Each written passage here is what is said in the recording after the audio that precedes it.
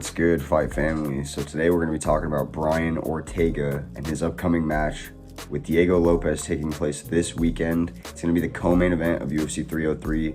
To give you guys a little bit of a rundown for those that aren't, in the loop in the fight world or just live under a rock, UFC 303 was originally going to be the return for Conor McGregor. It was going to be, the biggest combat sports star coming back and kind of shaking up the summer for us UFC fans.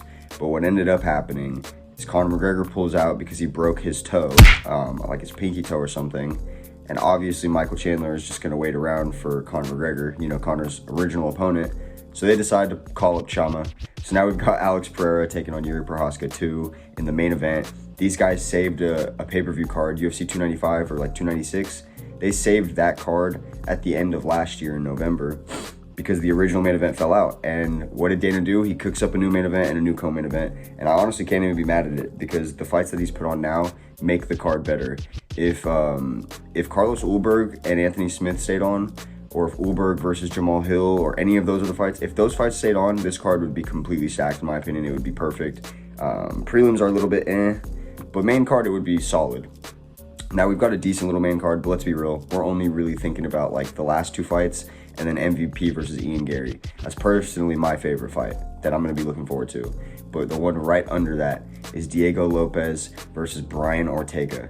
I made a little bit of a video, like a minute short. I posted on YouTube and TikTok like not that long ago, predicting that Brian Ortega is going to lose this fight to Diego Lopes. I think Diego Lopes he just hits too hard. His frame, he's built like Superman at what is it? At featherweight? Yeah, he's built like a freak at 145.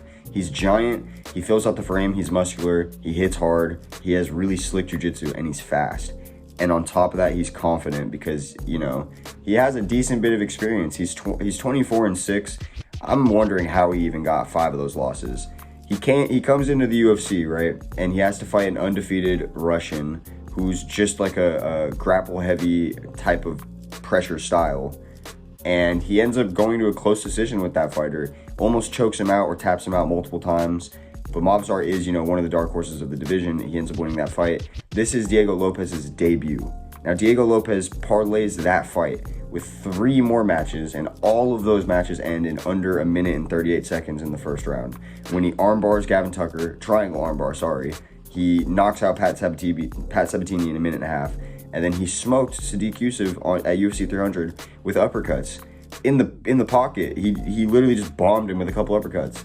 It's kind of crazy to me that he touches people and it just seems to be like they fall over, like they have no way to survive what they're handling. That's a little bit wild to me. And when you're taking on somebody like T-City, who fights with his head up in the air, and Loki likes to use his head as a shield because he has a hell of a chin, but I don't think that's the way to fight especially against somebody that is precise and fast and hits hard. So yeah, I've got a couple of you guys in my comments that are backing me. A couple of you, like this guy, really think that I don't know what I'm talking about and that the old guard is going to stay true. Now let's talk about the old guard for a second, Brian Ortega, because he is off of a win, and he's off of a gritty win. He was at altitude. He ends up blowing off the first round of Yair. He gets kind of almost TKO'd in a way. I felt like it was close at certain moments, and he rallies, comes back in the second round, tires out Yair, starts beating his ass, and then in the third round, the very beginning of the third round, he chokes him out. And it was a good win, but we're talking about old guard versus old guard here.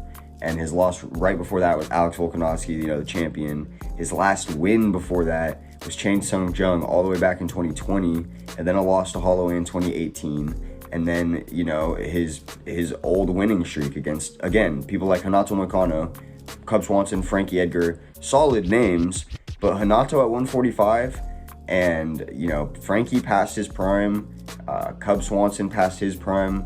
It's just those wins do not correlate to somebody like Diego Lopes, in my opinion. Diego Lopes is, up and coming, has all of the momentum, he has all of the confidence on his side, and he is dangerous literally everywhere. A lot of those fighters really were not dangerous for Brian, and when they do start to get dangerous, he loses, like his fight with Max Holloway and his fight with Volk. I don't really want to count his first fight with Yair because obviously that was like Yair won that fair and square, and I think he low-key pulled that submission off where he injured his shoulder. but a lot of people are gonna feel like that wasn't enough. And you know, the second fight kind of did show that in a way. Like I gotta give T City his flowers. By no means am I a T City hater. I'm a fan. You know, I rock with T City. I just really feel like he might be facing too much in this fight. I appreciate the fuck out of the fact that he stepped up, put his ranking spot on the line, and you know, he's trying to steal Diego Lopes's hype. I want to get into that as well. That's something that he can do right now. He can really steal all of the hype that Diego Lopes has. In the UFC right now, Diego Lopes is the prospect. From any division, you can look at any division that has people that we're hyped about coming up. Diego Lopes is the guy leading the charge for all of the rookies, especially now that Elvis Brenner, another guy that debuted with him last year and was on a 3-fight win streak, he lost this year. He finally, you know, he fought Bidibek Orlbay and it was too much for him. I feel like this is about to be the same thing for Brian Ortega. Now, I was going to make this video last week before Robert Whittaker fought, and I was going to kind of make it about Robert and Brian Ortega because I didn't feel like there was enough content to just talk about Ortega. But look what happened there, guys. Robert Whittaker proved that the old guard honestly are looking good in 2024. A lot of the old guard have been shutting down and fraud checking people left and right. I just don't think Diego Lopes is a fraud. I think that his 4 fights in the UFC have shown that he's belonged here for a minute, and honestly, he probably got here at the right time. I'm hoping that in a perfect world, to me, he gets this win over Brian Ortega. We mix up the featherweight division, and instead of sending him right at the champion, put him in a rematch against Movsar, and the winner fights the champion. Because people already want to see Movsar get another test, one last test before the belt.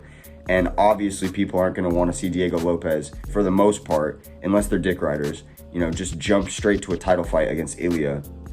I think it's a really good matchup for him in the title fight too. And I honestly think a rematch with Movsar, where he has a full training camp and he knows exactly what he's expecting, I think Movsar is going to be in for a hell of a fight. I don't think Movsar can pull that shit off twice. And I think if Movsar does, he, without a doubt, is the best fighter at 145. You know, this division, it continues to surprise. I think the only problem with it is that so many of its contenders just sit out of fights forever. That's why people like Diego Lopes are so exciting too, because they come in here and they just keep fighting. It may not be the same caliber opponent that T-City's been facing, but I don't think it would change the activity even if it was. You know, T-City, let's be real. Since that Holloway fight in 2018 where he lost the title and he lost his undefeated record, he has fought one time 2 years later against Chan Sung Jung, and then he has a canceled bout against Volk in 2021, and he ends up completing that bout late in 2021. Then he fights Rodriguez a whole year after that in 2022, and then doesn't rematch him for over a year and a half in 2024. And now he's coming back, and you know, he's gonna fight again only 4 months after his last fight, which is good. It's the most active he's been in the longest time. So maybe he's, you know, mentally there again. But man, when you're taking on somebody that hasn't fought in a year and a half like that, right? And then you're talking about Lopes, who's fought, he debuted in 2023 in May. And then he fought again 3 months later against Gavin Tucker. And then he fought again 3 months later against Pat Sabatini. And then he fought again 5 months later against Sadiq Yusuf. And he probably only waited those 5 months because it was UFC 300. And like, obviously you're gonna get on that card. Obviously you're gonna make space for yourself to be in that position. I think he's doing everything right in his career. The people behind him are playing it smart. I am curious why so many people trust Brian Ortega, like stylistically. I don't understand that part, because even if you look at it, like, Brian is young and he is active a lot. Who is he fighting that is like Diego Lopes? Whose explosive, aggressive style is he neutralizing with, you know, his own type of game plan? He's not really. You can't even really say that Yair is explosive and aggressive, because after one whole round of trying to empty his gas tank, he had nothing to give anymore. That's not the same as somebody like Diego Lopes. He'll have something to give the whole time. We've already seen it in his 3-rounder against Movsar. So ultimately, we're gonna have to wait and see. And you know, I'm making a whole video on this, so it might be another case where I just have to eat my words and come out with a video that's like, oh, I was wrong about T-City.